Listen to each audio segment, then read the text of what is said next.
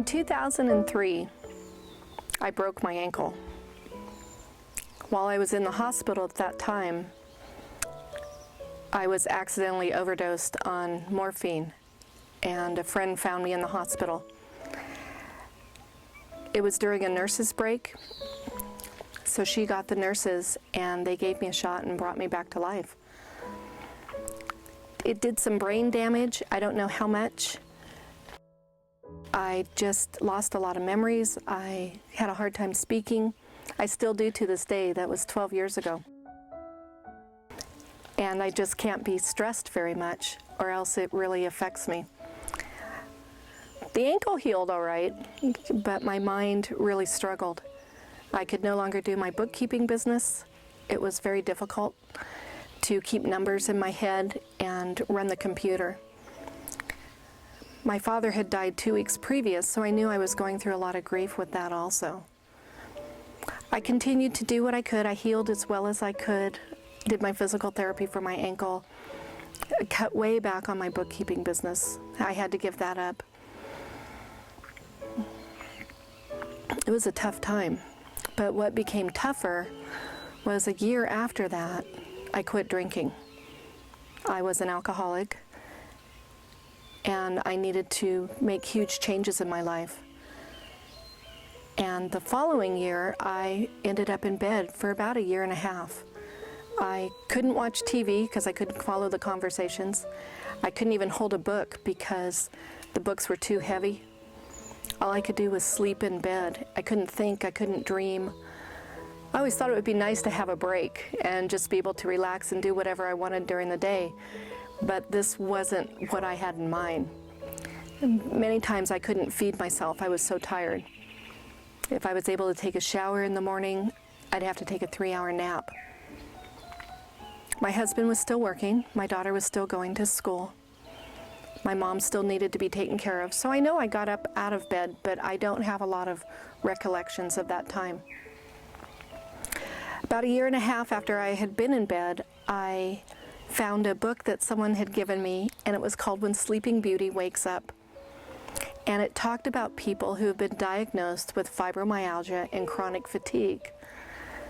That's what my doctor diagnosed me with. One day in the office he says, you have fibromyalgia, and sent me on my way. I had no idea what that meant. I went home to research it on the internet and burst into tears. As I was researching it on the internet, I realized that what was said back then was you never got over it. You simply had to live with it. I told my husband that night that I'd rather have cancer or something, anything, where I wouldn't have to live with this type of debilitation for the rest of my life. I just wasn't ready to accept that. But as I continued to study, I found out that about 10% of the people can actually overcome the symptoms of fibromyalgia. And a year and a half later, I started getting enough energy back to actually be able to direct my own thoughts. And I chose to be one of those 10% people. I began reading all the positive thinking books I could read. They were wonderful. Norman Vincent Peale, The Power of Positive Thinking. Claude Bristol, The Magic of Believing. They were all in my library. I'd read them before, but it was time to reread them and start applying them again in this new situation in my life. We moved up to Grass Valley and lived in a double-wide trailer that wasn't level. What that meant was that the doors didn't shut, and neither did the windows. We had no insulation, no heat, no air conditioning. Now, I always thought I was pretty tough, and we were going to do that for about 6 months during the summer while we built our house. But unfortunately, it was right when the economy tanked and we weren't able to sell our house. We ended up losing our house instead. So we had to continue living in this other mobile home for about 6 years. What I didn't realize was that there was mold in what little insulation there was. We had wasps inside the house. And not having heat, the temperature would go down in the 50s, and not having air conditioning in the summer, the heat would go up into the 90s. So again, I stayed sick, and I couldn't figure out why. I didn't have enough brain power to be able to take charge of my life like I always had in the past and figure out what was wrong. I went to see a new chiropractor up here in Penn Valley, Patty Hastert of Penn Valley Chiropractic, and she talked to me about what I had going on with my back problems. I was in so much pain. I have scoliosis, but that wasn't my problem. The problem was I could not ever move around enough physically because of the pain from the fibromyalgia, and I was too tired to exercise from the chronic fatigue. So my muscles atrophied. I just couldn't do anything for more than a few minutes at a time. And she recommended that I try going gluten-free for a month or so and see how that worked. I'd also gained 100 pounds during this time. So I weighed a lot more, and that was a lot harder to drag around all that extra weight too. So with my husband's help, he does all the cooking, all the shopping, all the chores. I couldn't do anything. So Patty suggested I go off gluten, and Jeff helped me do that. I was used to eating pastas and bread and rice, things that were inexpensive packaged food. It was easy, it was fast. I didn't have enough energy to actually stand at a counter and chop fresh vegetables, and I didn't know very much about nutrition anyway. And Jeff began shopping at the farmers markets. I think the first month, all I ate was the spaghetti squash with spaghetti sauce poured on top of it because we didn't know what else to fix. And I started feeling better. I dropped 30 pounds right away, and I continued to get my energy back. I kept reading my positive affirmations, working on meditations. And the interesting was I started seeing colors and signs and symbols in people. I started exploring that. I started doing more research on the internet, and I started remembering it. After a couple of years of working with this, I was still looking for alternative therapies. I was on a lot of medications for pain and depression and energy, and then I couldn't sleep, so I was put on sleep medication. I was on a fat burner medication. I couldn't even count all the pills that I was on. And a friend of mine said, "Have you ever thought of essential oils?" I said, "No, I didn't know what they were." So she brought a book over, spent an hour or two with me, and I was off and running. I was so excited. I love gardening, I love flowers, and then the smells, is the aromas that you find in the garden is what I really love. I found a class that was offered locally on learning all about aromatherapy, the working with essential oils. I didn't know it at the time, but the instructor that lives right here in Grass Valley is one of the most internationally renowned, best aromatherapists and herbalists in the world. Her name is Kathy Cavill. So with my heart in my throat, I called her up to see if I could take one of her classes, and I explained to her my health condition and that I didn't think I'd be able to take an all-day Saturday, let alone an all-day Saturday and all-day Sunday class. I couldn't sit up and take notes and retain anything for 2 hours at a time, let alone 2 8-hour shifts. Well, she asked me if I wanted to go ahead and try to do the best I could. And there were 3 sets of classes, once a month, so I had a whole month to recover in between them. And I became a certified aromatherapist. I was hooked. I bought the books that I could find. I kept remembering things more and more.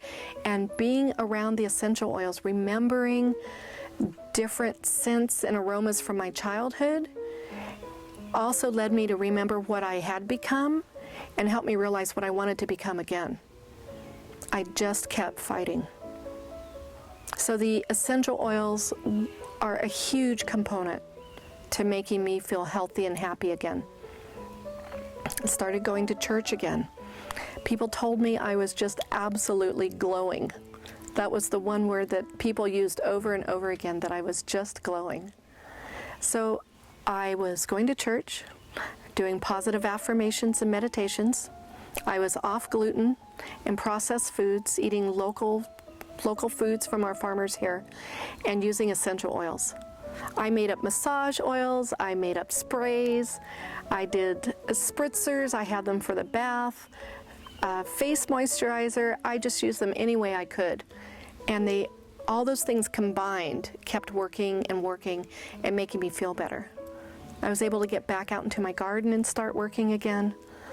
start doing things I love. I was a florist for a while, and I still had the support of my family. It was just a really interesting time when I look back on those periods. At one point, I told my husband to leave me because I didn't want him to be stuck with someone who was pretty much a vegetable in bed that couldn't feed herself and had no hope, no dream. So I tried to push him away. And one day he sat me down and told me that he loved me and he wasn't going to leave me.